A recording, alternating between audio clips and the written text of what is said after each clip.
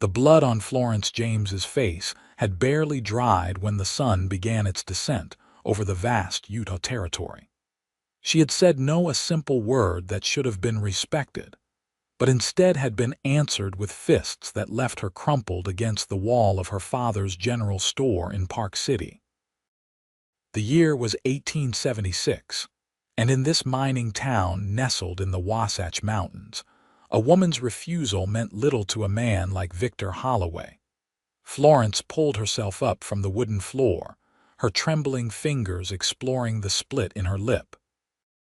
At 22, she had grown accustomed to unwanted attention from the miners who frequented her father's store, but never had a rejection resulted in such violence.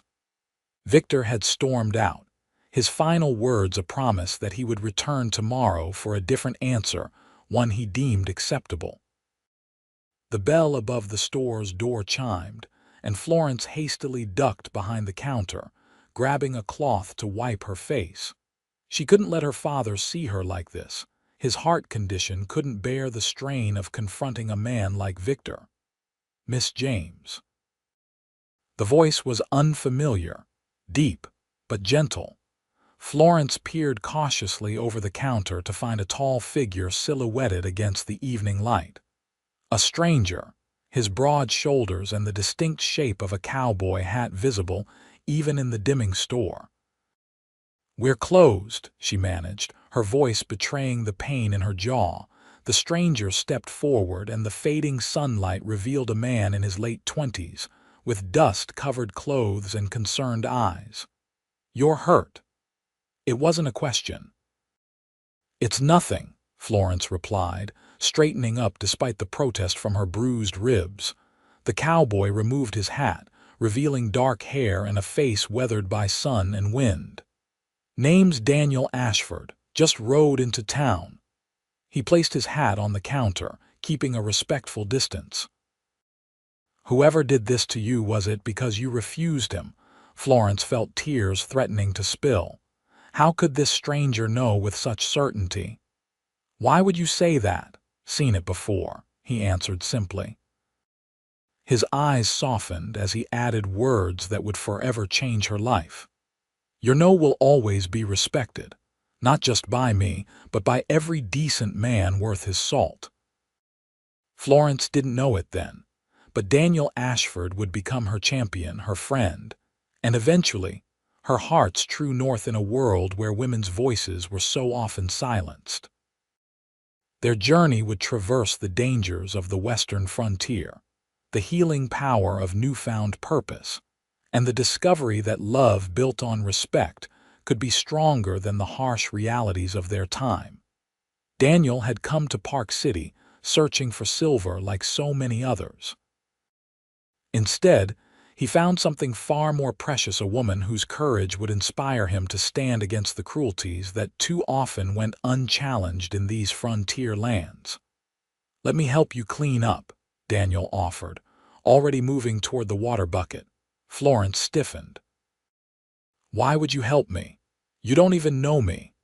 "Because it's right," he answered simply, wringing out a clean cloth. "And because I reckon you could use someone in your corner right about now." As he carefully handed her the damp cloth, careful not to touch her, Florence felt something unfamiliar stir within her chest, not the flutter of romantic interest, but something more fundamental. Trust. This man, this stranger, had seen her vulnerability and offered assistance without expectation. "He'll be back tomorrow," she whispered, dabbing at her cut lip. "Victor Holloway. He owns half the claims outside town and thinks that entitles him to whoever he wants." Daniel nodded slowly. Men like that understand only one thing, that their actions have consequences. "In Park City, his money is the only consequence that matters," Florence replied bitterly. "My father owes him for supplies.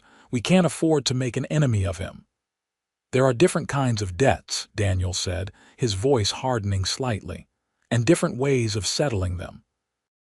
He picked up his hat. "I'll be at the boarding house if you need anything, day or night." As Daniel turned to leave, Florence called out, Why would you risk yourself for a stranger? He paused at the door, silhouetted once again against the twilight. My sister once found herself in a similar situation. No one stood for her. I swore I'd never let that happen to another woman if I could help it. With that, he was gone, leaving Florence alone with her thoughts and the lingering sense that perhaps, just perhaps, there was one man in Park City who saw her as more than property to be claimed. Morning came with painful clarity. Florence's face had swollen overnight, the bruises darkening to vivid purples and blues that no amount of powder could conceal. Her father, Edward James, had returned late from a supply run to Salt Lake City, exhausted and oblivious to his daughter's ordeal. Now, as she prepared the store for opening, she dreaded the inevitable moment when her father would notice. More than that, she feared Victor's return and the choice he would force upon her submission or further violence. The store bell jangled as her father emerged from the back room, already discussing the day's inventory. His words died mid-sentence when he saw her face. "Good Lord, Florence. What happened?" He rushed forward, his weathered hands hovering uncertainly near her bruised cheek. "I fell on the porch steps yesterday." The lie tasted bitter on her tongue. "It looks worse than it feels, truly." Edward's eyes narrowed, suspicion replacing shock. He had raised Florence alone since her mother died of fever 12 years ago. He knew when she wasn't telling the truth. "Florence Elizabeth James, you tell me right now who did this to you." Before she could answer, the store door swung open. Florence's heart plummeted, expecting Victor's imposing figure. Instead, Daniel Ashford stepped inside, his tall frame filling the doorway. He removed his hat, nodding respectfully to Edward. "Mr. James, my name is Daniel Ashford. I was hoping to speak with you about a matter concerning your daughter." Florence felt panic rise in her chest. "Mr. Ashford, this isn't necessary." Daniel's eyes met hers, steady and reassuring. "I believe it is, Miss James." Edward looked between them, confusion evident. "You know this man, Florence? He helped me yesterday after." She faltered. "After Victor Holloway struck her for refusing his advances," Daniel finished, his voice calm but firm. The color drained from Edward's face. He swayed slightly, and Florence rushed to guide him to a chair behind the counter. His heart condition made any strong emotion dangerous. "That bastard," Edward whispered, his hand clutching at his chest. "I'll kill him." "No, Father, you won't," Florence said firmly. "Your heart couldn't take the strain, and we both know Victor has too many friends in town." Daniel stepped closer. "Mr. James, I've come to offer a solution. I've been looking for work, and it seems you could use someone to help around the store. Someone who could ensure your daughter's safety while you're making supply runs." Edward looked up suspiciously. "And why would you do that? What's in it for you? Room and board if you can spare it, plus a small wage," Daniel replied. "I'm between prospects at the moment and winter's coming. I'd rather work honest labor than try my luck at the mines." Florence caught the strategic nature of Daniel's offer. He was providing her father a way to protect her without confronting Victor directly, a confrontation Edward's health couldn't withstand. Edward seemed to consider this, his businessman's mind calculating. "We can't pay much." "I don't need much," Daniel answered. Before they could continue, the door burst open again. This time it was Victor Holloway who entered, flanked by two of his mining associates. At 35, Victor had the hard body of a man who had worked the mines before striking it rich and becoming an owner. His expensive clothes couldn't disguise the roughness beneath. "Well now, isn't this cozy?" Victor drawled, his eyes fixed on Florence's bruised face. "Seems like someone had a little accident yesterday." Florence felt herself shrink back instinctively. Edward rose unsteadily to his feet, his face flushed with anger. "Get out of my store, Holloway. You're not welcome here." Victor laughed, a harsh sound that filled the small space. "That's not very neighborly, Ed, especially considering how generous I've been with extending your credit." His gaze shifted to Daniel. "And who might this be?" "New help."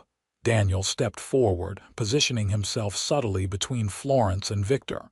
"Just a customer." "Funny." Victor's eyes narrowed. "You don't look like you're buying anything." The tension in the room thickened. Florence could see her father's breathing becoming labored, his hand still clutching his chest. She had to diffuse the situation before his heart gave out. "Mr. Holloway," she forced herself to speak, "we're quite busy this morning. Perhaps you could return another time." Victor's attention snapped back to her, his expression darkening. "I came for your answer, Florence. I don't like to be kept waiting." "The lady already gave you her answer yesterday," Daniel said quietly. "And it appears you didn't like hearing no." Victor's face flushed with anger. "This doesn't concern you, stranger." "When a man strikes a woman for refusing him, it concerns every decent person," Daniel replied, his voice level but with an edge of steel. Victor's hand moved toward his belt, where a pistol rested in a worn leather holster. "You're new in town, so I'll give you one chance to walk away from this." Daniel didn't move. "I'm afraid I can't do that." Florence watched in horror as the situation escalated. Her father's breathing was becoming more labored by the second. "Stop," she cried out. "Victor, please, my father's heart can't take this." Victor hesitated, glancing at Edward, whose face had gone ashen. Even he wasn't cold-blooded enough to push a man into a heart attack, at least not in front of witnesses. "Fine," Victor finally said, his hand moving away from his gun. "We'll continue this discussion later, Florence. When we're alone." The threat in his words was unmistakable. "No, you won't," Daniel said firmly. "Miss James isn't interested in your attentions. That's not going to change." Victor's eyes narrowed as he assessed Daniel more carefully. "You're making a mistake, Cowboy. I own half this town." "But not the people in it," Daniel replied. For a tense moment, Florence thought Victor might ignore her father's condition and draw his weapon anyway. Instead, he spat on the floor and turned to leave. "This isn't over," he warned, looking directly at Florence. "Not by a long shot." With that, he and his men departed, the door slamming behind them. Edward collapsed back into his chair, breathing heavily. Florence rushed to fetch his medicine from the back room, administering the drops under his tongue as she'd done countless times before. "I've made up my mind," Edward gasped once he could speak again. "You're hired, Mr. Ashford.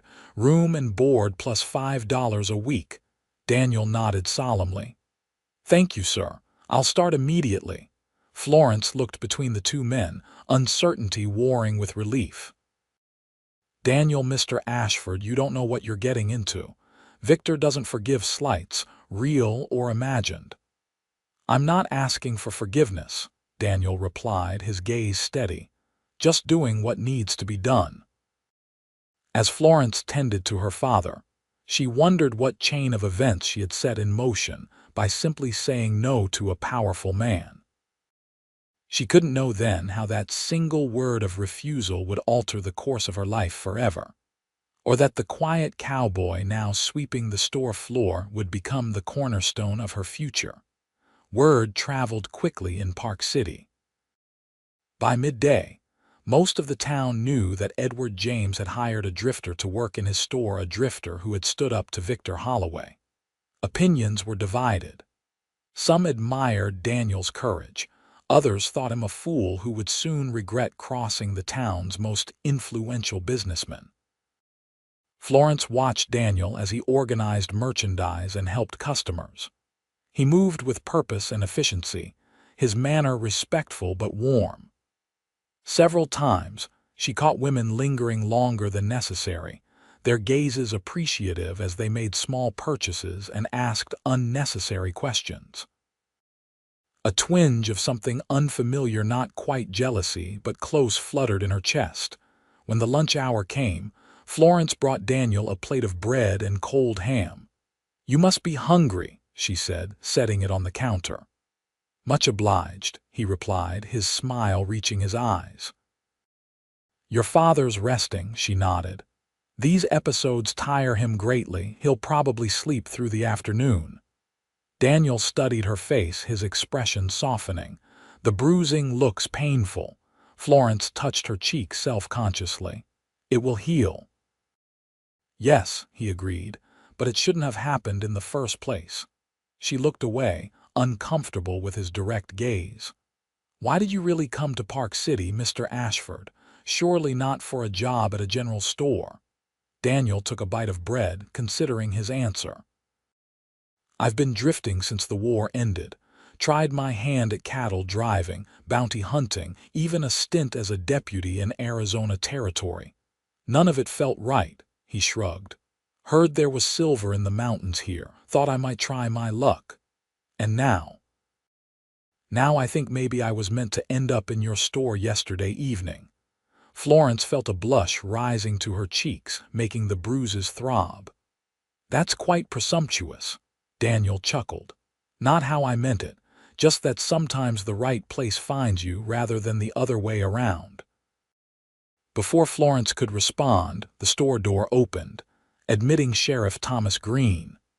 The sheriff was a round, bellied man with a perpetually red face, more politician than lawman.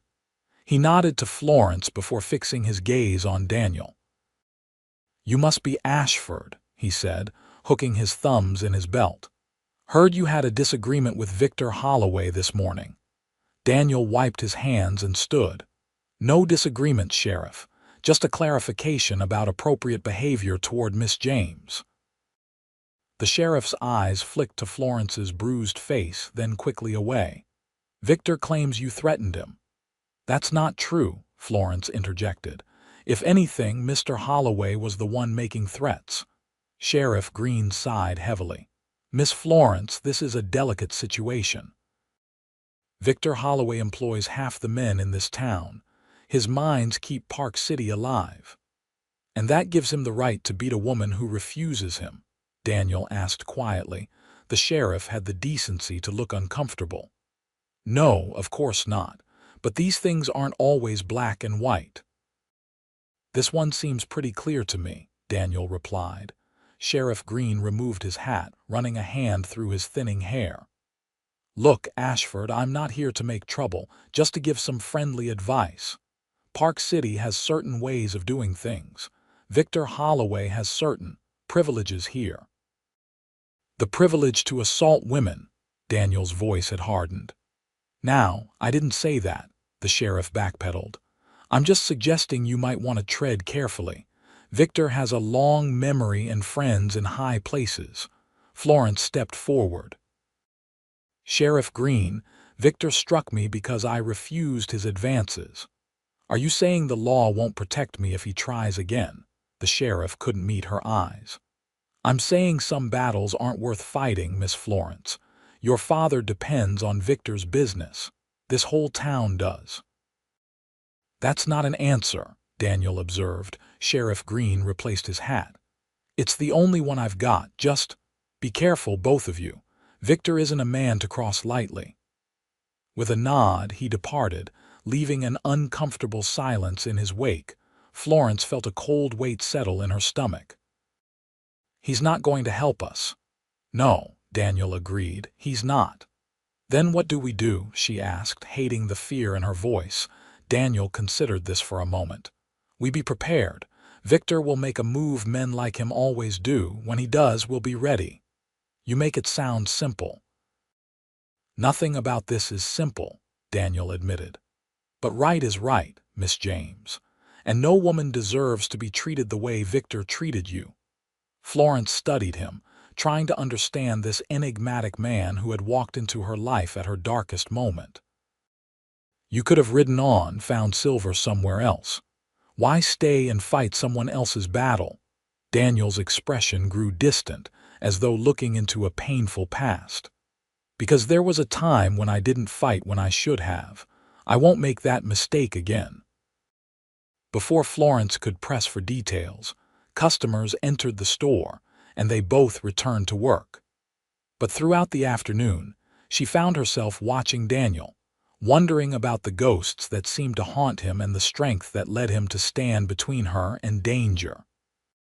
By closing time, Florence's father had recovered enough to join them for a simple dinner in the living quarters behind the store. Edward insisted on hearing the full story of what had happened with Victor, his face growing grimmer with each detail. "We should report this to the territorial marshal," Edward suggested. Daniel shook his head. "The marshal won't be back through town for weeks, and based on Sheriff Green's visit today, I doubt he'd send a wire requesting assistance." Edward sighed heavily. "You're probably right. Green's been in Victor's pocket for years." He looked at Daniel appraisingly. "You military son?" "Yes, sir, Union cavalry, fought until Appomattox." Edward nodded. "Thought as much. You have that bearing about you." He glanced at his daughter. "Florence's brother would have been about your age." Lost him at Gettysburg. Florence felt the familiar pang of grief at the mention of her brother. Michael had been just 19 when he died, his body buried in a mass grave 1,000 miles from home. "I'm sorry for your loss," Daniel said quietly. "I lost friends there too." An understanding passed between the men, the unspoken brotherhood of those who had seen war's horrors firsthand. Edward pushed his plate away. "Well, Mr. Ashford, I suppose we should show you where you'll be staying. It's not much, but it's clean." He led them up the narrow staircase to the second floor, where a small room adjoined the family's modest living quarters. It contained a narrow bed, a chest of drawers, and little else, but the window overlooked Main Street, providing a clear view of the store entrance. "This will do fine," Daniel said, setting his saddlebags on the bed. "The washroom is down the hall," Florence explained. "We share it, I'm afraid." Daniel nodded. "I've slept in far worse places, Miss James. This is luxury compared to some." Edward cleared his throat. "Well then, we'll leave you to get settled. Florence and I are early risers. Store opens at 7. "I'll be ready," Daniel assured him. As Florence followed her father out, she paused at the door. "Thank you," she said softly. "For everything." Daniel's smile was warm. "Get some rest, Miss James. Tomorrow's a new day." That night, as Florence prepared for bed, she found herself drawn to her window, which faced the mountains behind the town. The silver mines that had brought prosperity to Park City were invisible in the darkness, but she knew they were there, and with them, the source of Victor Holloway's power. She touched her bruised face gently, wondering how her life had changed so dramatically in just 24 hours. Yesterday, she had been Florence James, shopkeeper's daughter, unremarkable and largely invisible to the town except as a potential wife for ambitious men. Today, she had become a focal point in a power struggle she never wanted. And yet, for the first time in years, she felt something stirring within her, not just fear, but a tentative hope. Daniel Ashford had stood up for her when no one else would. He had respected her refusal of Victor, when the town would have expected her to be flattered by the attention of such a successful man. As she crawled into bed, Florence realized that regardless of what came next, she had already won something precious: the knowledge that her voice mattered, that her no deserved respect. It was a small victory, perhaps, but one worth fighting to preserve. In the room across the hall, Daniel Ashford sat on the edge of his bed, cleaning his revolver by the light of a single lamp. The weapon was well worn but meticulously maintained. A Colt model, 1873, the famous Peacemaker. He checked each chamber methodically, his thoughts on the young woman with the bruised face and the defiant spirit. Florence James reminded him painfully of his sister, Hannah. She too had refused a powerful man, only to pay a devastating price for her defiance. Daniel had been too far away to protect her then, fighting a war that seemed increasingly meaningless as the years passed. By the time he returned home, Hannah was gone married to her abuser, her spirit broken, dying in childbirth a year later. Daniel had tracked down the man afterward, intending to exact vengeance. But standing before his brother-in-law, seeing the hollow shell of a human who had destroyed something beautiful out of selfish entitlement, Daniel couldn't pull the trigger. Violence wouldn't bring Hannah back. It wouldn't heal what had been broken. Instead, he had walked away, carrying the weight of his failure. For years he had drifted, unable to settle, haunted by Hannah's memory and his own inaction. Until yesterday, when he had walked into a general store at sunset and found another woman facing the same battle. This time would be different. This time, he wouldn't arrive too late. Daniel carefully loaded the revolver and placed it under his pillow. Victor Holloway wouldn't wait long to make his move. Men like him never did. Their power depended on swift retribution against anyone who challenged their authority. As he blew out the lamp, Daniel made a silent promise not just to Florence, but to the memory of his sister. This time, he would stand his ground. This time, a woman's no would be respected, whatever the cost. The first week passed in a tense but uneventful routine. Daniel quickly proved himself invaluable at the store, his strength useful for moving heavy merchandise and his calm demeanor reassuring to customers. Florence found herself watching him when he wasn't looking, intrigued by his quiet competence and the respect he showed to everyone who entered the store, from the wealthiest mine owner to the poorest Chinese laborer. Victor Holloway made no appearance, though Florence often felt watched when walking through town on errands. Daniel accompanied her whenever possible, a silent protector whose presence drew curious glances from townspeople. On Sunday, as was customary, the store remained closed and the James family attended service at the small white church on the hill. Daniel declined to join them, saying he had personal matters to attend to. Florence was disappointed but hid it well, joining the congregation with her father as they had every week since arriving in Park City 3 years earlier. The service proceeded as usual until Reverend Miller mentioned prayer requests. To Florence's horror, Mrs. Holloway stood up, her thin frame rigid with righteous indignation. "I ask prayers for my son, Victor, who has been gravely insulted by newcomers to our town," she announced, her voice carrying clearly through the church. "And for Miss Florence James, that she might recognize the honor being offered to her by a godly man." Whispers rippled through the congregation. Florence felt every eye turn toward her, taking in her still visible bruises. Beside her, her father stiffened, his face flushing dangerously. Before either could respond, another voice spoke up: Widow Carson, whose boarding house was the second largest in town. "I believe we should also pray for the protection of young women who suffer violence for exercising their God-given right to choose their own paths," she said firmly. The church fell silent. Widow Carson was respected, her late husband having been one of the town's founders. For her to speak so directly against the Holloways was unprecedented. Reverend Miller, clearly uncomfortable, cleared his throat. "We shall indeed pray for all these concerns. Let us bow our heads." The remainder of the service passed in uncomfortable tension.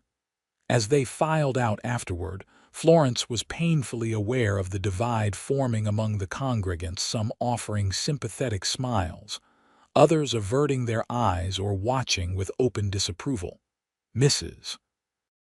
Holloway intercepted them at the door, her bony hand gripping Florence's arm. "You should be ashamed," she hissed, low enough that only Florence could hear. leading my Victor on, then crying foul when he expressed his interest, and bringing that drifter into it disgraceful. Florence pulled her arm free. Your son struck me for refusing him, Mrs. Holloway. There is no honor in that.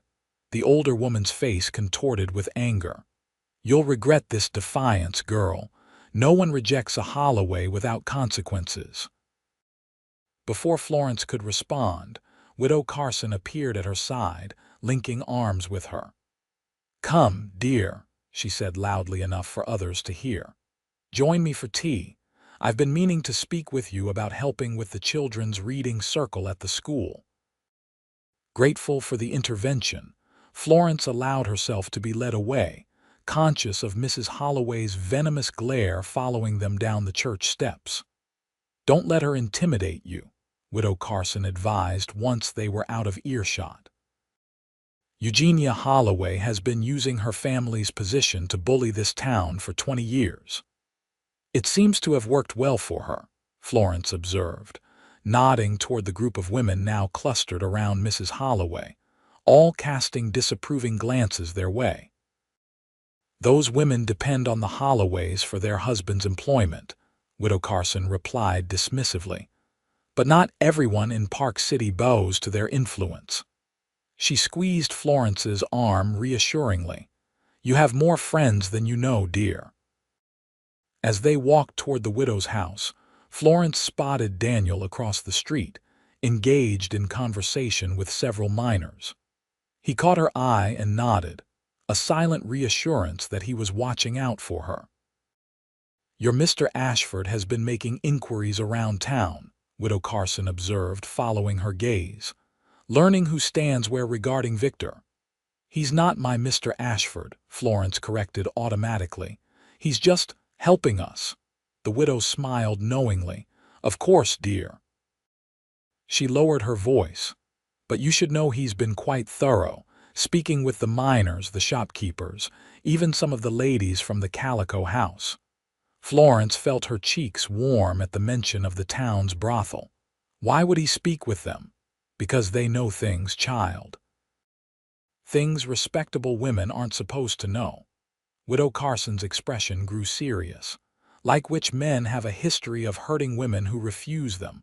Florence's stomach clenched. And Victor, the widow nodded grimly. He's done this before. The women at the Calico House know to stay clear of him. He's rough, even when he pays for the privilege. They had reached the widow's home, a neat two-story building with a well-tended garden. As they settled in the parlor with tea, Florence struggled to process this new information. Why are you telling me this? She finally asked. Widow Carson studied her over the rim of her teacup. Because you need to understand what you're facing. Victor Holloway believes he's entitled to whatever and whoever he wants. Men like that don't just go away when thwarted. So what should I do? Give in to avoid trouble. Florence couldn't keep the bitterness from her voice. Heavens, no. The widow looked genuinely shocked. I'm saying you need allies. Real ones, not just fair-weather friends who'll abandon you when the Holloways apply pressure. Like Daniel, Florence said softly.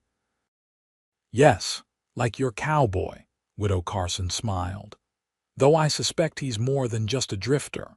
The way he carries himself, the way he speaks, that man has education and breeding behind him, whatever his current circumstances. Florence had noticed the same thing. Despite his rough exterior and the calluses on his hands, Daniel sometimes used words and referenced books that suggested schooling beyond what most frontier men received. You think I can trust him? She asked, voicing the doubt that occasionally surfaced despite her instinctive faith in Daniel. Widow Carson considered this. I think a man who stands between a woman and harm, expecting nothing in return, has already proven more trustworthy than most. She patted Florence's hand. But trust your own judgment, dear. A woman's intuition is often her best protection. When Florence returned to the store that afternoon, she found Daniel and her father in intense discussion over the account books. Both men looked up as she entered, her father's expression troubled. "What's wrong?" she asked immediately. Edward sighed heavily. "It seems our credit with the Salt Lake City suppliers has been suddenly revoked, and 3 of our regular customers canceled their standing orders this morning." "Victor," Florence said, understanding immediately. Daniel nodded. "It appears he's beginning his campaign.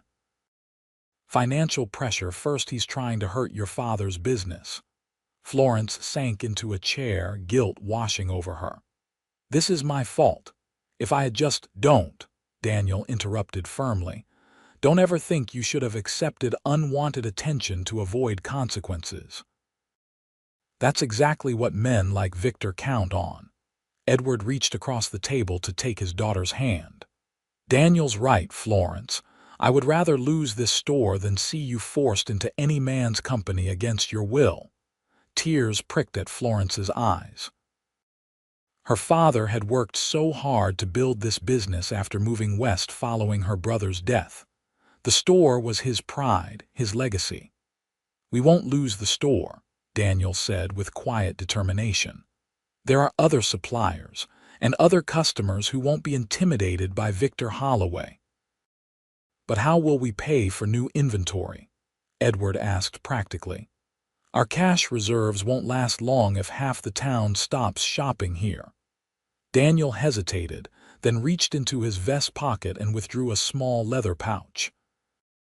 He emptied its contents onto the table: several gold coins and a folded bank draft. "I have savings," he explained at their surprised expressions. "Enough to see the store through until we can establish new supply lines." Florence stared at the money, then at Daniel. "We can't accept this." "You've already risked enough by standing with us." "Consider it an investment," Daniel replied. "I believe in this store and in both of you." Edward picked up one of the gold pieces, examining it thoughtfully. "An investment suggests a return, Mr. Ashford. Are you proposing to become a partner in this business?" "If you're amenable to the idea," Daniel nodded. "A third share, with the understanding that day-to-day operations remain in your hands." Florence watched her father consider the offer, knowing what it would mean. By accepting Daniel as a partner, they would be irrevocably tying their fortunes to his and deepening Victor Holloway's enmity toward them all. Finally, Edward extended his hand across the table. "Partner," he agreed. As the men shook hands, Florence felt a curious mixture of relief and apprehension. Their small family circle had expanded to include this enigmatic man, for better or worse. She only hoped they wouldn't come to regret the alliance when Victor's retribution inevitably escalated. That evening, as Florence prepared dinner, she found herself alone with Daniel in the kitchen.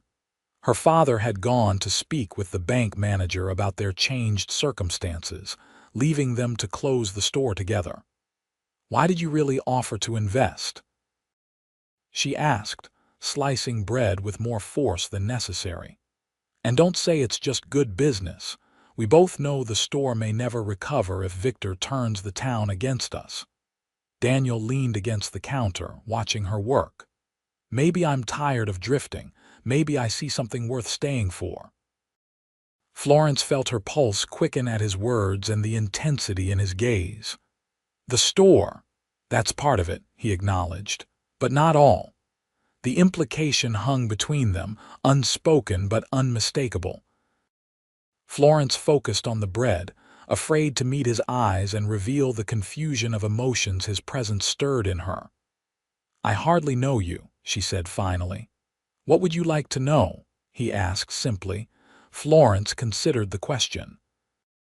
What did she want to know about this man who had appeared in her life like an avenging angel, only to reveal himself as frustratingly human and increasingly essential to her peace of mind? "Everything," she admitted.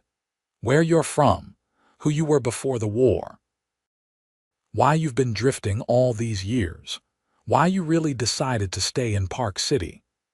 Daniel was silent for so long that she thought he might not answer. When he finally spoke, his voice was soft, reflective. "I was born in Virginia, to a family with more name than money. My father taught classics at a small college. He believed in education, equality, and the union unpopular positions that cost him dearly when the war came.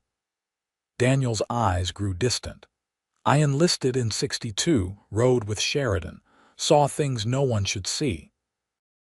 He moved to the window, looking out at the darkening street. When I came home in '65, everything had changed. My father died during the war. My mother was trying to hold what remained of our land, and my sister. His voice faltered. Florence set down her knife, moving closer though not touching him. "Your sister," she prompted gently. "Hannah," he said, the name emerging like a prayer. "She was beautiful, stubborn, brilliant. She wanted to teach like our father. But while I was away, the son of the largest landowner in the county took an interest in her. When she refused him, Daniel's hands clenched on the windowsill. He took what she wouldn't give willingly. Florence felt sick. "I'm so sorry." Afterward, she had no choice but to marry him. No one would speak against the Blackwoods. They owned half the county. By the time I returned, she was already his wife, already carrying his child. Daniel's voice hardened. She died in childbirth a year later. The baby, too. The kitchen was silent except for the crackling of the fire in the stove. Florence's heart ached for the young woman she had never met and for the man whose grief was still so evident years later. "So when you saw me that evening," she began. "I saw Hannah," Daniel admitted. "And I saw a chance to do what I couldn't do for her, stand between a woman and the man who thought he owned her." Florence touched his arm gently. "It's not your fault what happened to your sister." Daniel finally turned to look at her, his eyes shadowed with old pain. "Perhaps not. But my failure to protect her is why I've never settled anywhere, never allowed myself to form attachments. Until now." The air between them seemed to thicken, charged with unspoken feelings. Florence was acutely aware of his proximity, of the warmth of his arm beneath her fingers, of the way his gaze dropped briefly to her lips before returning to her eyes. The moment was broken by the sound of the front door opening, her father returning. Daniel stepped back, the invisible wall between them reforming. "I should check the locks," he said, his voice returning to its normal, practical tone. As he left the kitchen, Florence remained motionless, her hand still warm from the contact with his arm. Daniel Ashford had just shared his deepest pain with her, had admitted that she was the first attachment he had allowed himself in years. She should have felt frightened by the responsibility that represented. Instead, she felt a curious sense of rightness, as if pieces long scattered were finally falling into their proper places. The next morning dawned clear and cold, the mountains surrounding Park City dusted with an early snow. Florence woke to the sounds of movement downstairs. Daniel, already up and preparing the store for opening. Her father's health had deteriorated slightly after yesterday's stress, so she had insisted he rest longer this morning. She dressed quickly and made her way downstairs, pausing at the bottom step to watch Daniel. He moved with efficient grace, sweeping the floor with the same care he might give to more important tasks. The morning light through the windows caught the angles of his face, highlighting cheekbones that spoke of his good breeding despite the weathering of years outdoors. He looked up, catching her observation. "Good morning, Miss James." "Good morning," she replied, suddenly self-conscious. "And please, after everything you shared last night, I think you might call me Florence." A smile warmed his features. "Florence, then. And I'm Daniel, not Mr. Ashford," she nodded, returning his smile. "Daniel." The way his name felt on her lips surprised her, comfortable, as if she'd been saying it for years rather than days. She moved to help him prepare for opening, their movements falling into an easy synchronicity that required few words. When the first customers arrived, Florence noticed immediately that something had changed. Mrs. Peterson, who ordered fabric regularly, entered with a determined expression, loudly announcing her need for material for new curtains. Behind her came the blacksmith's wife, and 3 other women Florence recognized from church, all of whom had been standing with Mrs. Holloway just yesterday. As the women made their purchases, each made a point of speaking loudly about the quality of the James store's goods and service. Florence exchanged a puzzled glance with Daniel, who merely shrugged, equally mystified by this show of support. The mystery was solved when Widow Carson entered an hour later, a satisfied smile playing on her lips as she surveyed the busy store. "I see the word has spread," she observed quietly to Florence as she selected tea. "What word?" Florence asked, bewildered. "That decent folk in Park City stand with those who stand against bullies," the widow replied.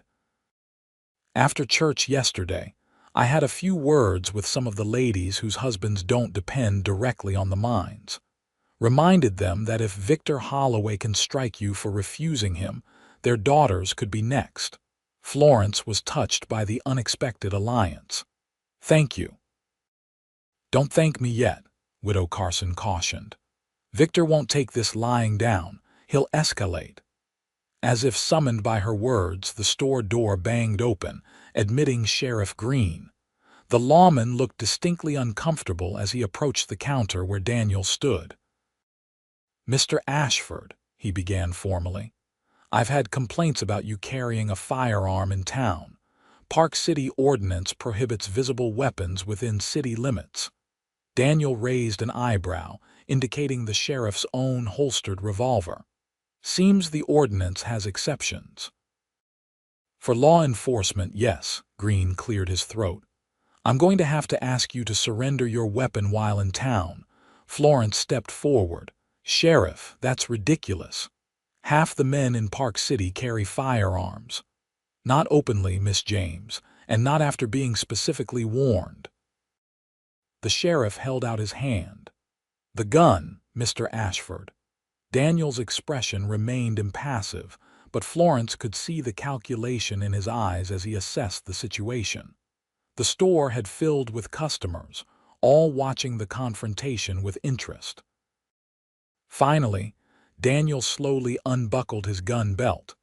"I assume I'll get this back when I leave town limits." "Of course," Green nodded, relief evident in his tone. "This isn't personal, Ashford, just enforcing the law equally." "Of course," Daniel echoed, his tone making it clear he believed nothing of the sort. As the sheriff departed with Daniel's revolver, the customers erupted in whispers. Florence felt a chill run through her. Victor was making his move, using the law itself as his weapon. Widow Carson approached, her expression grave. "It begins," she murmured. "Be careful, both of you, and come to dinner tonight, my home, 7 o'clock. There are people you should meet." Throughout the day, Florence noticed Daniel's increased vigilance despite his outward calm. Without his sidearm, he positioned himself to always have clear sightlines to all entrances and kept tools with potential defensive uses within easy reach. It was subtly done, but she recognized the strategy of a man preparing for trouble.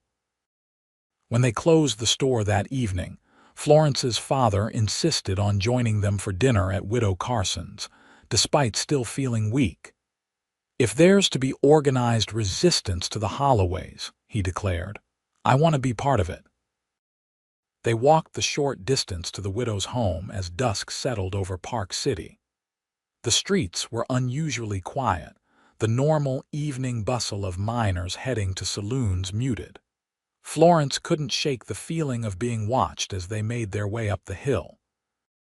Widow Carson welcomed them warmly, ushering them into a parlor where several people already waited. Florence recognized Judge Harmon, retired now but still respected, Dr. Peterson and his wife, Mr. Collins, the newspaper editor, and surprisingly, Madame Rose, the elegant owner of the Calico House.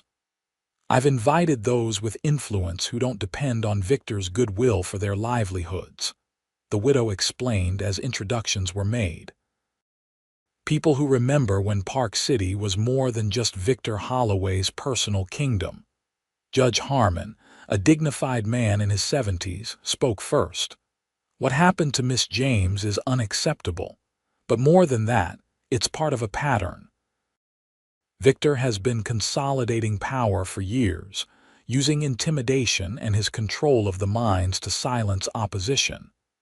He's not invincible," Madame Rose added, her French accent still evident despite years in America. "His mines are profitable, but there are rumors of financial difficulties. He's extended himself, buying claims that haven't produced as expected." Mr. Collins nodded. "That fits with what I've heard. He's been seeking additional investors from Salt Lake City. So far, no takers." Florence exchanged a glance with Daniel, understanding dawning. "That's why he was so insistent on my acceptance," she said slowly. "My father's store is one of the few businesses in town he doesn't control, and with his financial troubles, he needs to show potential investors that his grip on Park City is complete," Daniel finished. "Your rejection threatened that narrative." Judge Harmon leaned forward. "Which makes this about more than just one man's wounded pride. It's about breaking his stranglehold on this town." The conversation continued through dinner. Strategies proposed and rejected as they sought ways to counter Victor's influence.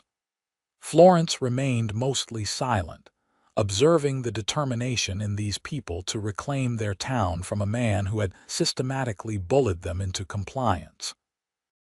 As the evening wound down, Judge Harmon drew Daniel aside. Florence watched from across the room as the older man pressed something into Daniel's hand, a small revolver. She realized with a start. "It was my wife's," the judge explained when they rejoined the group. "For protection during my circuit riding days, small enough to conceal but effective at close range." Daniel tucked the weapon into his boot. "Thank you, Judge. I hope not to need it." "Hope for the best, prepare for the worst," the judge replied grimly. "Victor won't take this coalition lightly once he learns of it." As they prepared to leave, Madame Rose approached Florence. The brothel owner was a striking woman in her 40s, her beauty undimmed by the years and hardships she had clearly endured. "Your cowboy," she said quietly, nodding toward Daniel, who was engaged in conversation with Dr. Peterson. "He is a good man. When he came to my establishment, he treated my girls with respect, asked questions, yes, but never judgment."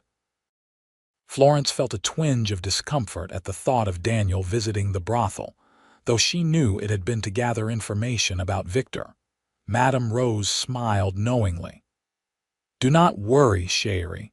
He did not partake of our services, but he listened when my girls told him of Victor's cruelties." Her expression hardened. "Men like Victor believe women are property. Your Daniel understands we are people. This is rare, even among good men." "He's not my Daniel," Florence protested weakly. Madame Rose's laugh was warm and knowing. "Not yet, perhaps. But I see how he looks at you when you are not watching, and how you look at him." She patted Florence's hand. "Life is short, ma chère. Do not waste time denying what your heart already knows." As they walked home in the darkness, Florence found herself hyper-aware of Daniel beside her, of his solid presence and the occasional brush of his arm against hers. Her father walked ahead with Widow Carson, who had insisted on accompanying them part of the way. "What did Madame Rose say to you?" Daniel asked quietly. "You've been quiet since we left." Florence hesitated, unsure how to express the confusion of emotions the Frenchwoman had stirred in her. "She said you were a good man," she finally replied. "That you respected her. Employees when many don't." Daniel nodded. "They're women doing what they must to survive. No one has the right to judge them for it, least of all men who use their services, then condemn them publicly." His answer confirmed what Florence was coming to understand about him, that beneath his quiet exterior lay a deep well of compassion and a fundamental belief in human dignity that transcended social conventions. She also said. Florence paused, gathering her courage. She said, "You look at me when I'm not watching." In the dim light of the moon, she saw Daniel's profile tighten slightly. "Madame Rose is observant," he acknowledged after a moment. "Is she correct?" Florence pressed, her heart beating faster. Daniel stopped walking, turning to face her fully. "Yes," he said simply. "I look at you and see courage, intelligence, and a strength you perhaps don't recognize in yourself. I see someone who reminds me there are still things in this world worth fighting for." His honesty took her breath away. In the silver moonlight, with the mountains looming dark behind them and the small lights of Park City spread below, Florence felt as though they stood at the edge of a precipice. "I look at you too," she confessed, "when you're not watching." Daniel's hand reached up slowly, hesitantly, to touch her cheek, the one that still bore the fading marks of Victor's violence. His touch was gentle, reverent. "Florence," he began, his voice rough with emotion. The moment was shattered by a shout from ahead, her father, his voice urgent with alarm. They turned to see Edward pointing toward the center of town, where an orange glow was rapidly growing brighter. "Fire!" he cried. "It's the store!" Time seemed to compress as they raced down the hill toward the increasingly visible blaze. Other townspeople were emerging from homes and businesses, pointing and shouting. By the time they reached Main Street, flames were shooting from the windows of James' General Store, illuminating the night with terrible brilliance. A bucket brigade had already formed, men and women passing water from the town pump in a futile effort to contain the inferno. Sheriff Green was directing efforts, his face grim in the firelight. "My store," Edward moaned, stumbling forward only to be caught by Daniel. "Everything we have." Florence stood frozen, watching her family's livelihood and home devour itself in hungry flames. The heat was intense even from across the street, singeing her eyebrows and making her skin tight. Through her shock, she became aware of figures moving at the edges of the crowd, Victor Holloway and several of his men, watching with expressions that could almost be called satisfied. "It was him," she whispered, rage replacing numbness. "He did this." Daniel's arm encircled her shoulders, steadying her. "We can't prove that." "We don't need to prove it," she replied, her voice hardening. "We know." As the flames began to recede, defeated by the bucket brigade's efforts, the true extent of the damage became clear. The store was a blackened shell, the interior completely destroyed. Their living quarters above had fared little better, though some walls remained standing. Sheriff Green approached them, removing his hat. "I'm sorry, Ed. We got here as fast as we could, but the fire had already taken hold." "How did it start?" Daniel asked, his tone neutral but his eyes sharp. The sheriff shifted uncomfortably. "Hard to say. These old buildings, the wiring, we don't have electrical wiring, Sheriff," Florence interrupted coldly, "and we banked the stove properly before leaving." Green replaced his hat, avoiding her gaze. "Well, accidents happen. Main thing is no one was hurt." As the sheriff walked away, Widow Carson joined them, her face streaked with soot. "You'll stay with me tonight," she said firmly. "All of you, we can sort everything else out tomorrow." Edward seemed to have aged a decade in the past hour, his shoulders slumped in defeat. "Everything we built," he murmured. "Gone." Daniel's expression was unreadable as he surveyed the smoldering ruins. "Not everything," he said quietly. "We still have our partnership, we still have each other." The inclusion of himself in their family unit wasn't lost on Florence. Despite the devastation surrounding them, a small warmth kindled in her chest at his words. They were not alone in this fight. As they turned to follow Widow Carson, Florence became aware of Victor Holloway approaching, his expression a masterpiece of false concern. "A terrible tragedy, Ed," he said, his voice carrying clearly in the night air. "If there's anything I can do to help, perhaps purchase what's left of the property. Give you something to start over elsewhere." The naked opportunism of the offer stunned Florence. Beside her, she felt Daniel tense, his hand moving subtly toward his boot where Judge Harmon's revolver was concealed. Before either man could respond, Florence stepped forward. "That won't be necessary, Mr. Holloway. We aren't going anywhere." Victor's facade of sympathy cracked slightly. "Be reasonable, Florence. You have nothing left here." "We have friends," she replied steadily. "We have each other. And we have the truth about what kind of man you really are." Victor's eyes hardened. "Careful, girl. Accusations without proof are slander." "It's not an accusation," Florence said. "It's an observation, and everyone here can observe for themselves what kind of man celebrates another's misfortune." A murmur ran through the gathered crowd. Florence became aware that many eyes were on them, witnessing this confrontation. Victor seemed to realize it too, his expression smoothing into calculated neutrality. "I understand you're upset," he said loudly enough for all to hear. "But blaming others for accidents won't bring back your store." With that, he tipped his hat and withdrew, his men following closely. Florence watched him go, a cold determination settling in her heart. Whatever happened next, she would not be driven from her home by this man's cruelty. The following days passed in a blur of activity. Widow Carson's home became their temporary headquarters as they assessed their situation. The store and living quarters were beyond repair, but the foundation remained sound. Their inventory was a total loss, as were most of their personal possessions. What surprised Florence most was the community's response. The same townspeople who had seemed so cautious about opposing Victor now rallied around them. Donations of clothing, housewares, and offers of labor for rebuilding appeared daily.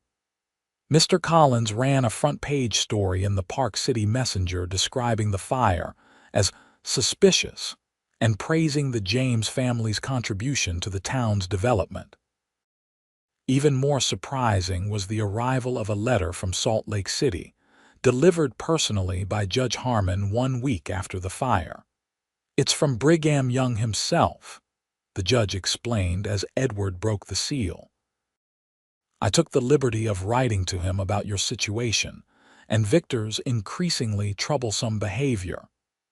Edward read the letter aloud, his voice strengthening with each paragraph. The Mormon leader expressed concern about reports of intimidation in Park City and offered financial backing for rebuilding the store, seeing it as important to maintaining commercial diversity in the territory. "This changes everything," Edward said, looking up from the letter.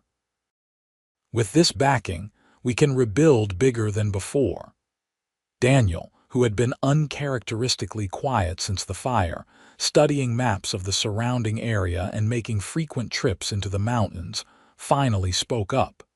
"There's something else we should consider." He unrolled a map on the widow's dining table, pointing to a section of land just outside town. "This claim was thought to be played out years ago, but I've been talking with some of the independent miners. The previous owner was using outdated methods. With newer techniques, there's a strong possibility of finding silver there." Florence leaned over the map. "How does this help us?" "The claim is for sale," Daniel explained, "cheaply, since it's considered worthless. If we purchase it with part of the rebuilding funds and strike silver, we'd have financial independence from Victor's influence. More importantly, we'd be direct competition to his mining operations." Edward stroked his beard thoughtfully. "It's risky. What if there's nothing there?" "Then we've lost some money but still have enough to rebuild the store," Daniel acknowledged. "But if I'm right, we could break Victor's monopoly," Florence finished, understanding the strategy, and prove he's not invincible. The decision was made to split their resources, rebuilding the store while also purchasing the mining claim. Construction began immediately, with many townspeople volunteering labor during their off hours. The new building took shape quickly, larger and more modern than its predecessor. Victor made no open moves against them during this time, though Florence often felt his eyes on her when she walked through town. Daniel was rarely far from her side, the judge's small revolver always concealed on his person, despite Sheriff Green's occasional random searches. 3 weeks after the fire, as the store's frame neared completion, Daniel prepared for his first serious expedition to their mining claim. He had hired 2 experienced miners recommended by Judge Harmon, men who had refused to work for Victor despite good wages, citing his cruel treatment of workers. The night before his departure, Daniel and Florence found themselves alone on the widow's porch. The autumn air was crisp, stars brilliant above the mountains. Neither spoke for several minutes, content in the companionable silence they had developed. "I'll be gone at least a week," Daniel finally said. "Longer if we find anything promising."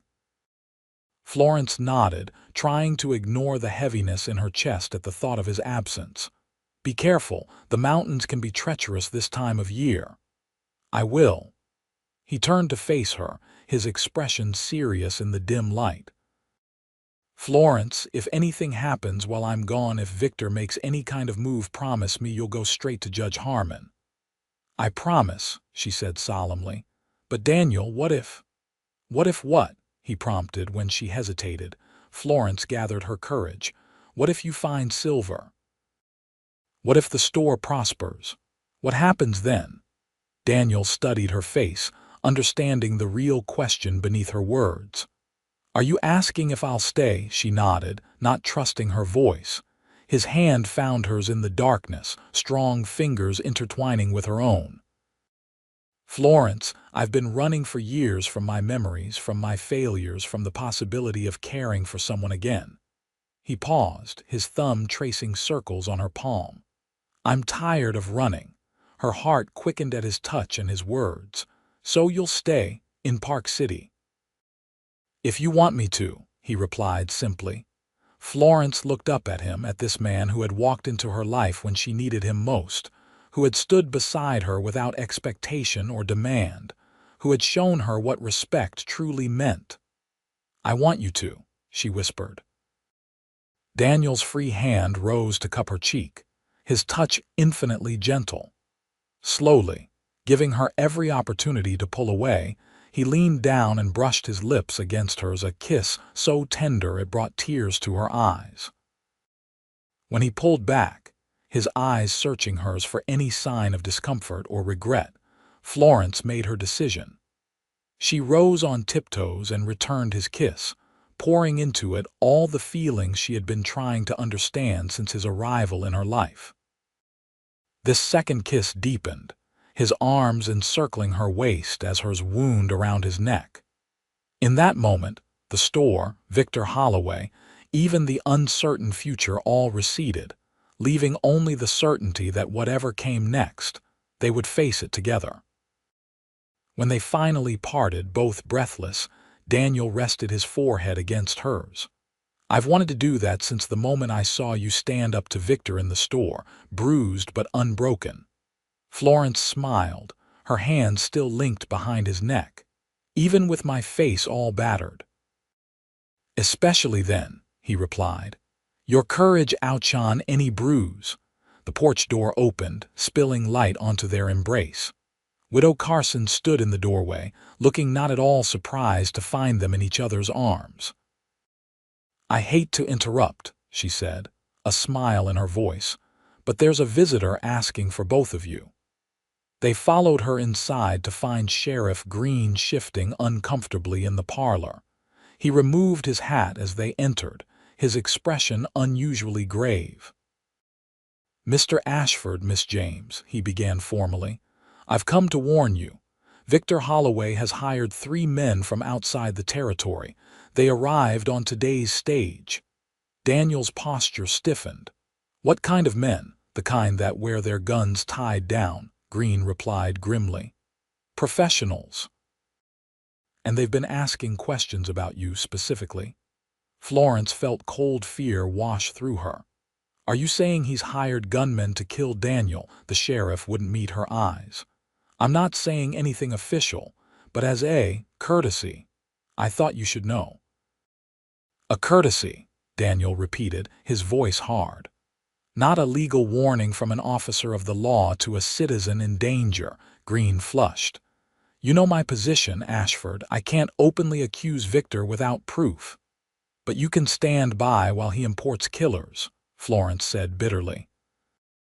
The sheriff replaced his hat, clearly uncomfortable with the conversation. "I've done what I can. Thought you'd want to know before you head up to that claim tomorrow." He nodded curtly and let himself out. When he was gone, Daniel turned to Florence, his expression resolute. "This changes things. I can't leave you and your father unprotected, not with hired guns in town." Florence shook her head. "No, this changes nothing. If we alter our plans, Victor wins. The claim is our best chance at true independence." "Florence is right," Edward agreed, entering from the adjoining room where he had evidently overheard everything. "We can't back down now, but perhaps we can adjust our strategy." By midnight, a new plan had been formed. Daniel would proceed to the claim as intended, but Florence and her father would join Widow Carson on a previously unannounced trip to Salt Lake City. Ostensibly to purchase inventory for the new store, but actually to meet with Brigham Young and secure additional support. As they prepared for bed, Florence pulled Daniel aside in the hallway. "Promise me you'll be careful," she whispered. "These men Victor hired, their killers." Daniel's expression was grim but determined. "So was I during the war. The difference is they kill for money. I'll be fighting for something far more valuable." His words should have reassured her, but as Florence lay awake that night, she couldn't shake the feeling that their conflict with Victor Holloway was approaching its inevitable climax, and that not everyone would emerge unscathed. The pre-dawn hours found them making final preparations. Florence and her father would depart on the early stage to Salt Lake City, while Daniel would head into the mountains with his hired miners. If all went according to plan, they would reunite in 1 week, hopefully with both good news from the territorial capital and promising samples from the claim. As the eastern sky began to lighten, Daniel pulled Florence into the shadow of the widow's garden shed for a private farewell. His arms encircled her, holding her close as if memorizing the feel of her against him. "1 week," he murmured into her hair. "When you return, we'll have more than just a store to rebuild. We'll have a future." Florence clung to him, trying to ignore the premonition of danger that had haunted her all night. "Just come back to me," she whispered. "That's all I ask." Daniel kissed her deeply, pouring all his unspoken feelings into the embrace. When they parted, his eyes held a promise more binding than any words could express. "I will always come back to you, Florence, no matter what happens." With one final kiss, they rejoined the others. The stage arrived punctually, and Florence boarded with her father and Widow Carson, watching through the window as Daniel mounted his horse and headed in the opposite direction, toward the mountains and their uncertain claim. As the stage pulled away from Park City, Florence couldn't shake the feeling that she was seeing Daniel for the last time.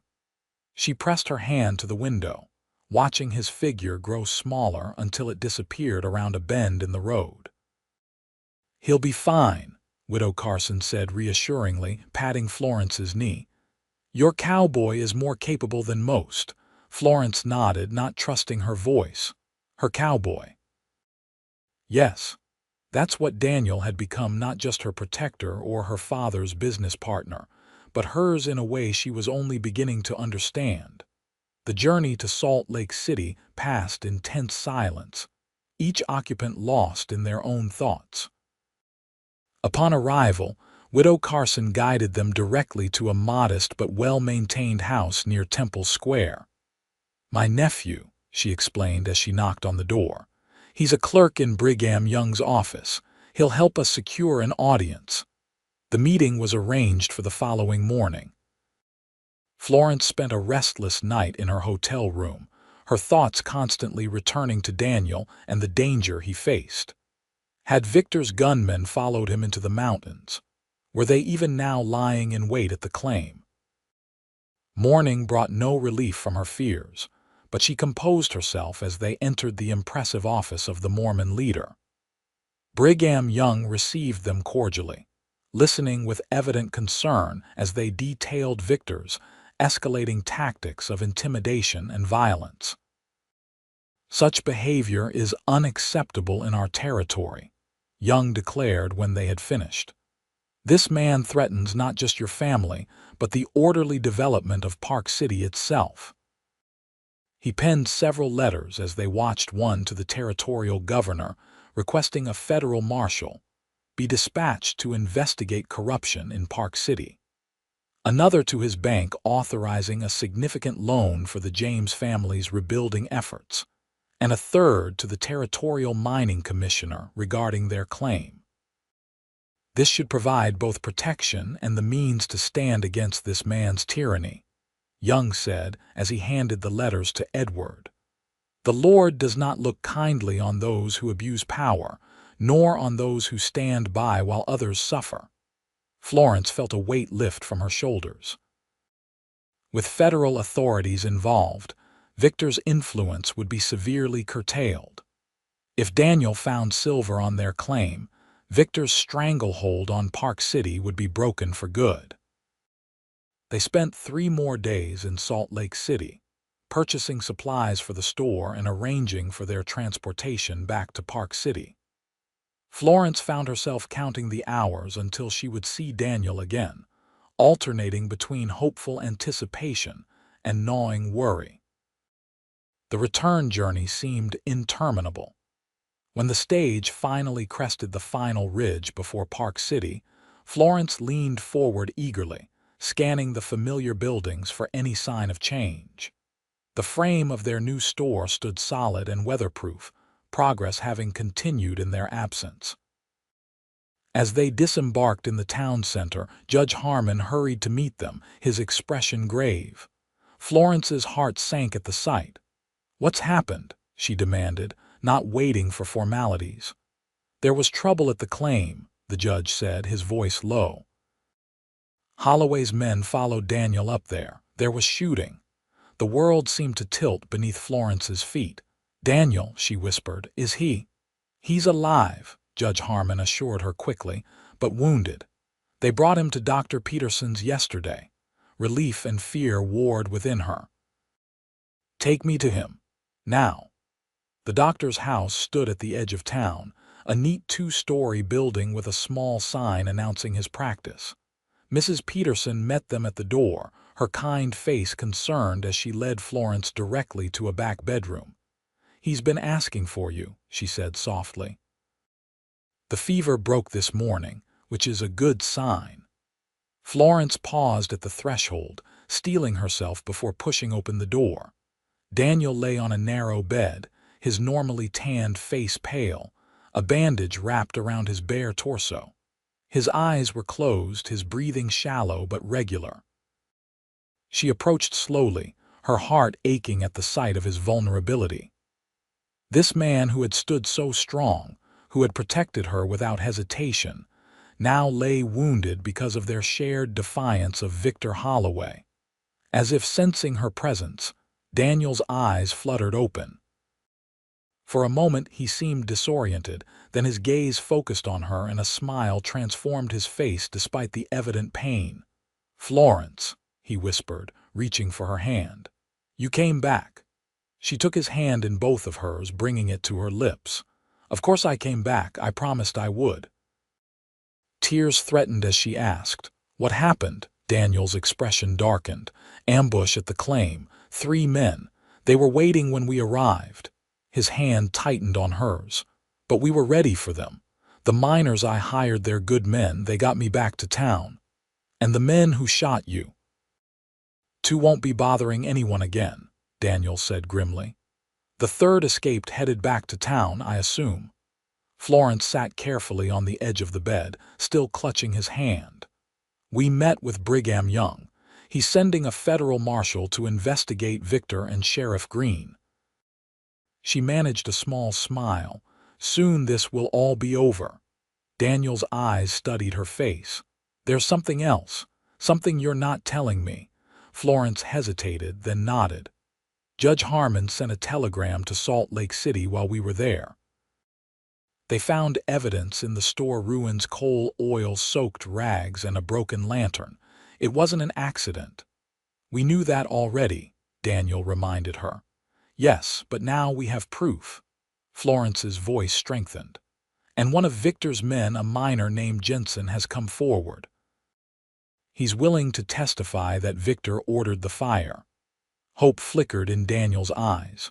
With physical evidence and testimony, Victor can be charged with arson, Florence confirmed. Possibly attempted murder, since the fire was set knowing the building was typically occupied. Daniel relaxed slightly against the pillows, relief evident in his expression. Then it's almost over. Florence wanted to share his optimism, but something held her back. Victor still has influence, and at least one of his hired guns is still out there. I'm more concerned about you than myself, Daniel admitted. Promise me you'll stay with Widow Carson until the marshal arrives. Don't go anywhere alone. Florence promised, though the thought of further restrictions on her movement chafed. She had spent the past weeks living in fear of Victor's retaliation. The idea that it might continue indefinitely was almost unbearable. She remained at Daniel's bedside until Dr. Peterson insisted she get some rest herself. Reluctantly, she returned to Widow Carson's house, where her father was already deep in discussion with Judge Harmon about rebuilding plans. The new shipment of goods arrives tomorrow, Edward informed her. We'll be able to open for limited business by the end of the week, even without all the interior finishing complete. Florence nodded absently, her thoughts still with Daniel. That's wonderful, Father. Judge Harmon studied her with sympathetic eyes. Your young man will recover fully, Florence. Dr. Peterson says the bullet passed clean through, missing any vital organs. He's strong, her father added, and he has something to live for now. Florence felt heat rise to her cheeks at her father's knowing look. We haven't. That is, Daniel and I haven't discussed. Edward chuckled. You don't need to discuss what's plain as day to anyone with eyes, daughter.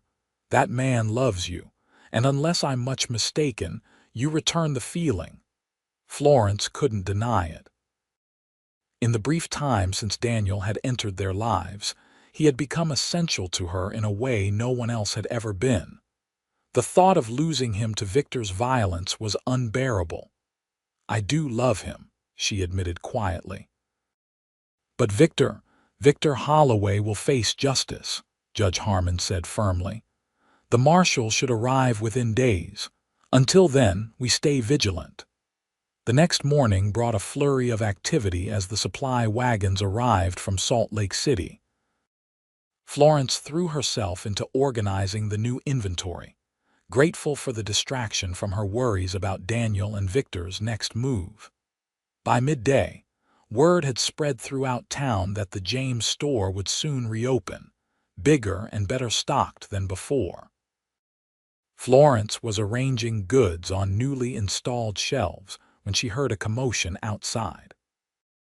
Peering through the unfinished front window, she saw Victor Holloway himself approaching, flanked by several of his men, including one she didn't recognize, a hard-faced stranger with the distinctive stance of a gunfighter.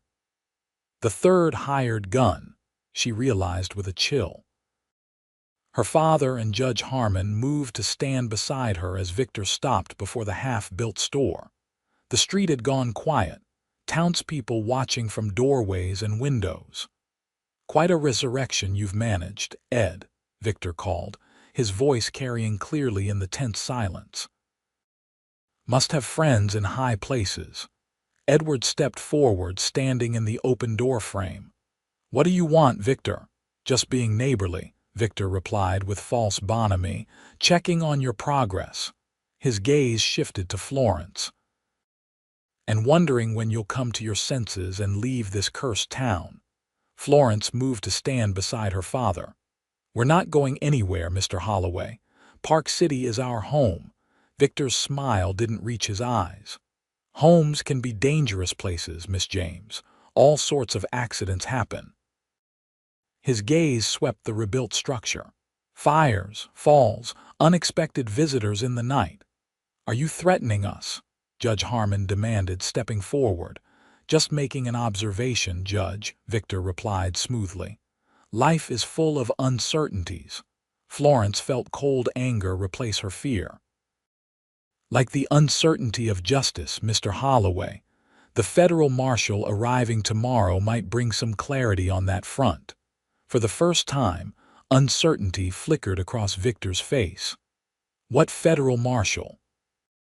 "The one Brigham Young personally requested to investigate a pattern of intimidation and violence in Park City," Judge Harmon replied, satisfaction evident in his tone.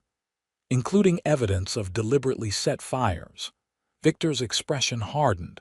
"You're bluffing." "We have the evidence, Victor," Edward said quietly, "and witnesses willing to testify. Your time as Park City's untouchable king is ending." For a tense moment, Florence thought Victor might order his men to attack them then and there. Instead, he laughed a harsh, humorless sound. "Evidence can disappear," he said coldly. "Witnesses can change their minds or have accidents of their own." He focused on Florence. "You should have accepted my attention when it was offered respectfully, Miss James. Now you'll learn what happens to those who defy me." With that, he turned and strode away, his men following closely. The gunfighter lingered a moment longer, his cold eyes assessing Florence with calculating precision before he too departed. "He's desperate," Judge Harmon observed when they were gone. "Cornered men are the most dangerous." Edward put his arm around Florence's shoulders. "We'll post guards tonight. No one enters the building without authorization." Florence nodded, but her thoughts were already turning to Daniel, alone and vulnerable at the doctor's house. If Victor was desperate enough to make open threats in broad daylight, what might he attempt against a wounded man who couldn't defend himself? "I need to warn Daniel," she said, already moving toward the door. Judge Harmon caught her arm. "Not alone, Florence. I'll accompany you." They made their way quickly to Dr. Peterson's house, Florence's apprehension growing with each step. Her fears proved justified when they arrived to find the doctor's wife in a state of distress. "He's gone," Mrs. Peterson exclaimed when she saw them. "That horrible man and his gunfighter, they came and took him." Florence felt the world tilt beneath her feet. "Took who?" "Daniel." Mrs. Peterson nodded, tears in her eyes. "My husband tried to stop them, but they struck him down.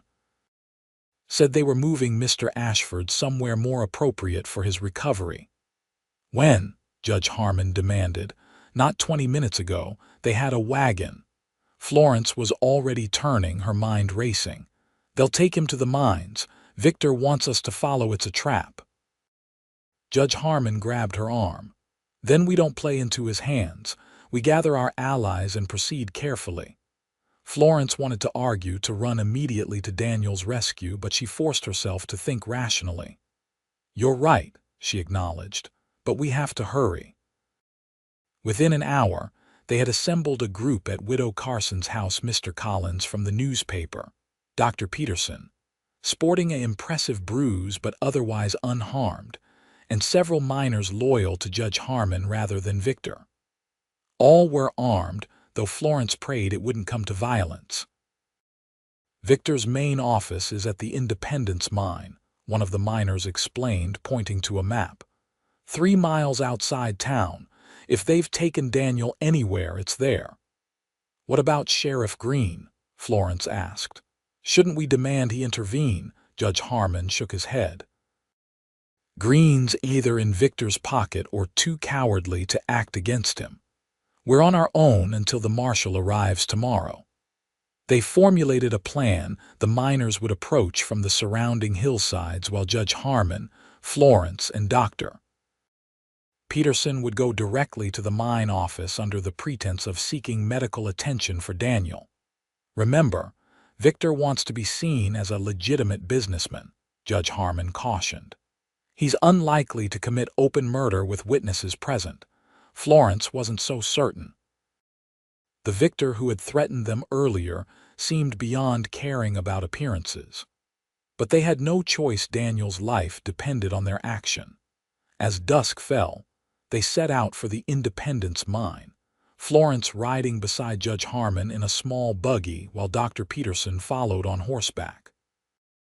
The miners had departed earlier, taking a circuitous route to avoid detection. The mine complex came into view as they crested a ridge, a cluster of buildings surrounding the main shaft, oil lamps burning in the gathering darkness. Several wagons stood in the yard, including the one Florence recognized from town. He's here, she said with certainty. I can feel it. Judge Harmon nodded grimly. Stay close to me. Let me do the talking initially. They approached openly, making no attempt at stealth. A guard stopped them at the yard entrance, looking suspicious until Dr. Peterson explained they had come to check on a patient allegedly brought there. Mr. Holloway's expecting you, the guard said after a moment, confirming Florence's suspicion that this was indeed a trap. Main office. They were escorted to a substantial wooden building at the center of the complex. Inside, they found Victor seated behind a massive desk, the gunfighter standing silently in a corner. Of Daniel, there was no sign. Judge Harmon, Dr. Peterson. Victor acknowledged them with a nod before his gaze settled on Florence. And Miss James, how predictable. Where is Daniel Ashford? Florence demanded, unable to maintain the pretense of polite negotiation. Victor smiled thinly. Direct as always, your cowboy is alive for now. His continued health depends entirely on our conversation. Judge Harmon stepped forward.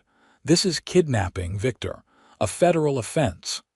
Is it kidnapping to move an injured man to more comfortable quarters? Victor asked innocently. I was concerned about his recovery. Stop the games, Florence snapped. What do you want? Victor leaned forward, all pretense of civility vanishing. I want you gone from Park City, you, your father, and especially your meddling cowboy. I want the store property signed over to me, and I want your mining claim. Florence felt cold clarity descend. And if we refuse, then Daniel Ashford dies tonight, Victor replied simply, and you'll have no proof I was involved. The gunfighter shifted slightly in the corner, his hand near his holstered weapon. Florence realized with sickening certainty that Victor intended to eliminate all of them, regardless of their answer. The arrival of the federal marshal tomorrow had forced his hand. I need to see Daniel first, she said, playing for time, to know he's alive. Victor considered this, then nodded to the gunfighter. Show her. The man moved to a side door, opening it to reveal a smaller office. Daniel sat slumped in a chair, his hands bound behind him, blood seeping through the bandage on his torso. His head lifted at the sound of the door, his eyes finding Florence's immediately. Don't do it, he said hoarsely. Whatever he's asking, don't agree. The gunfighter closed the door, cutting off further communication. Florence turned back to Victor, her mind racing. Where were the miners who should have surrounded the building by now? I'll need time to consider, she stalled. And to consult with my father. Victor laughed harshly. There is no time. Decide now, or your cowboy dies first, then you'll follow. Florence exchanged a glance with Judge Harmon. Seeing in his eyes the same realization she had reached, Victor had no intention of letting any of them leave alive. Before she could respond, a commotion erupted outside, shouting, followed by the sound of breaking glass and several gunshots. Victor rose halfway from his chair, his expression darkening. What the hell? The door burst open, revealing Sheriff Green backed by several deputies and a tall, stern-faced man wearing a U.S. Marshal's badge. Behind them stood Edward James, his expression a mixture of worry and triumph. "Victor Holloway," the marshal announced formally, "you're under arrest for arson, intimidation, attempted murder, and kidnapping." Victor's face contorted with rage. "This is absurd. I'm the most important man in Park City." "Not anymore," Sheriff Green said, surprising Florence with his sudden show of backbone. "Marshal Taylor arrived early. Your pet gunman in town tried to ambush him. Big mistake." The gunfighter in the corner made a sudden move for his weapon, but one of the deputies was faster. A single shot rang out, and the hired gun crumpled to the floor, clutching his shoulder. As the officers moved to secure Victor, Florence rushed to the side room where Daniel was held. She found him struggling to stand, his face pale with pain but his eyes clear and alert. "Florence," he breathed as she untied his hands, "I told you not to come." "As if I would leave you," she replied, supporting his weight as he stood. "Besides, I brought reinforcements." Daniel managed a weak smile, leaning heavily on her, always one step ahead. They emerged to find Victor being led away in handcuffs, his protests falling on deaf ears as Marshal Taylor recited the evidence against him. Edward rushed to embrace his daughter and shake Daniel's hand, relief evident in his expression. "The marshal arrived just as we were organizing to come after you," he explained. "Good thing, too, Victor had more men stationed around the mine than we anticipated." Outside, the night air was cool and clean after the stuffiness of the office. Florence helped Daniel into the buggy. Dr. Peterson immediately checking his wound and declaring it aggravated but not life-threatening. "It seems Park City will need a new leading citizen," Judge Harmon observed as they prepared to return to town. "Someone with vision for growth that benefits everyone, not just a select few." His gaze rested meaningfully on Edward, who looked startled at the implication. "I'm just a shopkeeper, Judge." "You're a man of integrity who stood against tyranny," Judge Harmon replied. "That's exactly what this town needs now." As they traveled back toward Park City, Florence sat close to Daniel in the buggy, his arm around her despite his injury. The tension of the past weeks seemed to dissolve with each mile that separated them from the mine and Victor Holloway. "It's really over," she murmured, watching the town lights grow closer. "We won." Daniel's arm tightened around her. "We did more than win a fight, Florence. We changed Park City's future." In the days that followed, Victor Holloway's empire crumbled with remarkable speed. With the evidence against him overwhelming and former allies rushing to distance themselves, he was held for trial in Salt Lake City. Sheriff Green, chastened by his near complicity in serious crimes, resigned his position. The mining claim that had seemed so crucial proved to contain a modest but viable silver deposit, not enough to make them wealthy overnight, but sufficient to provide steady income and employment for miners seeking alternatives to Victor's operations. The store reopened to great fanfare, larger and better stocked than before. Edward found himself increasingly drawn into town leadership, his steady presence reassuring to residents seeking stability after Victor's dramatic fall. 6 weeks after the confrontation at the mine, Florence stood in the newly completed store, arranging a display of fabric that had just arrived from San Francisco. The bruises on her face had long since faded, though sometimes she still felt phantom pain when she remembered Victor's violence. The bell above the door chimed, and she looked up to see Daniel entering. His recovery had been steady, though Dr. Peterson insisted he avoid heavy labor for another month. It hadn't stopped him from overseeing operations at their mining claim or helping with the store's final construction details. "Good morning, Miss James," he said formally, though his eyes held the warmth that was reserved only for her. "Good morning, Mr. Ashford," she replied, matching his tone while fighting a smile. "What brings you to our establishment today?" Daniel glanced around the store, confirming they were momentarily alone before approaching her display table. "I find myself in need of something specific," he said, his voice dropping lower. "Something only you can provide." Florence felt her heartbeat quicken at his proximity. "And what might that be?" Instead of answering, Daniel reached into his pocket and withdrew a small velvet box. Florence's breath caught as he opened it, revealing a delicate silver ring set with a small but perfect diamond. "Your companionship," he said softly, "for the rest of our lives." Florence stared at the ring, then at the man holding it. Daniel Ashford had walked into her life at her darkest moment, had respected her when others did not, had fought beside her against impossible odds, and had shown her what true partnership could be. "Daniel," she whispered, emotion making further words impossible. He took her hand gently. "Florence James, I love you. I love your courage, your determination, your kindness. I love the way you refuse to be diminished by anyone." His voice grew husky with emotion. "Would you do me the honor of becoming my wife?" Tears blurred her vision as she nodded. "Yes," she managed through the tightness in her throat. "Yes, I will marry you."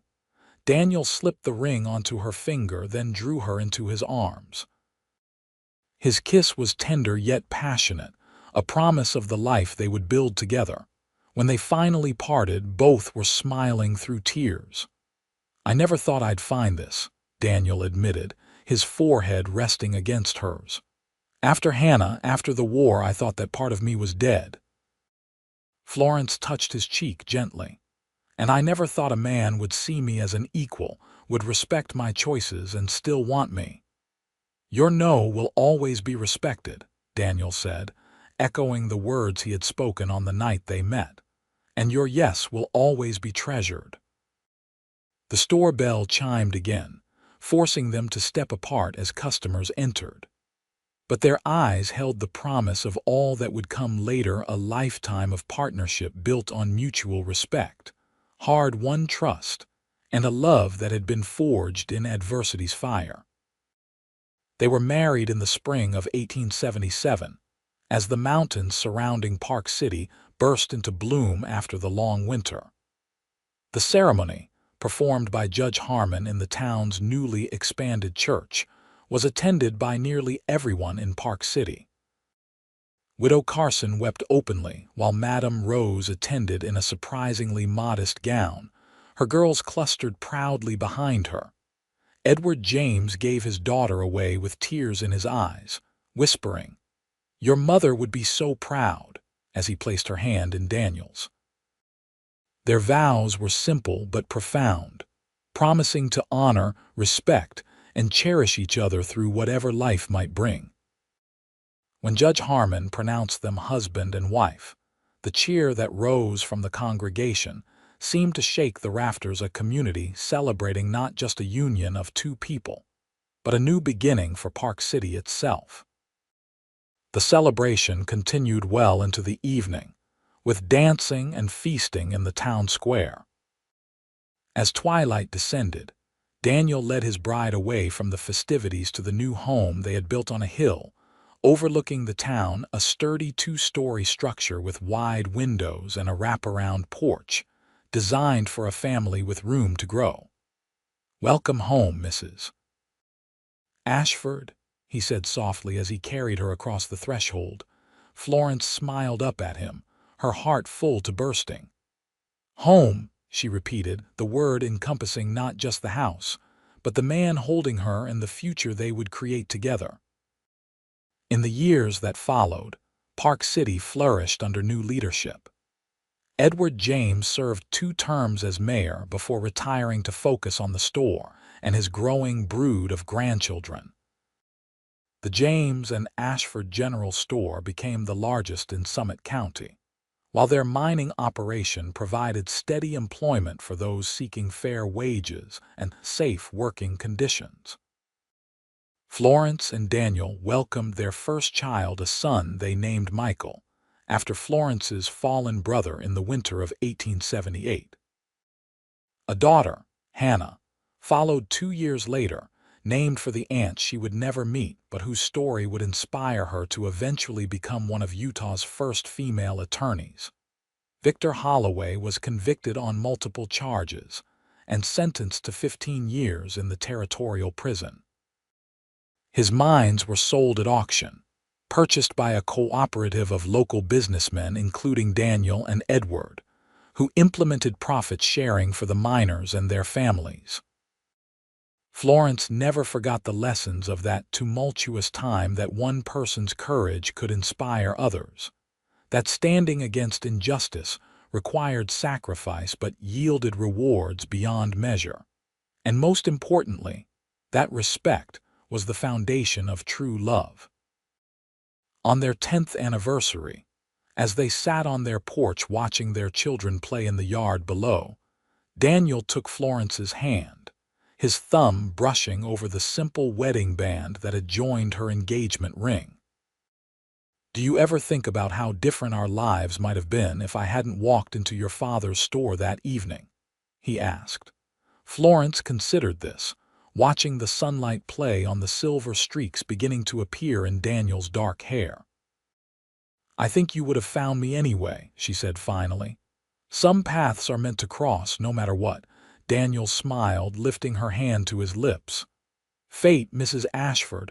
I didn't take you for a romantic." "Not fate," Florence corrected, leaning against his shoulder. "Choice. You chose to stand up for a stranger. I chose to trust you instead of fear. We both chose to fight instead of surrender." She looked up at him, love warming her gaze. "And every day since, we've chosen each other."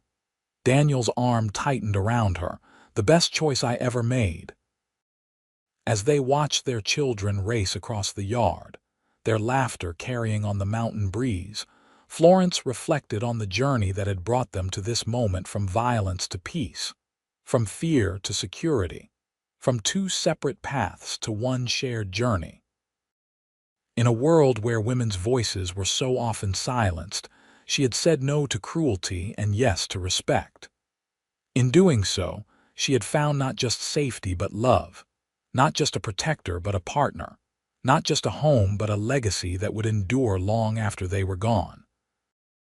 And it had all begun with a simple truth, spoken by a dusty cowboy in a darkened store. "Your no will always be respected."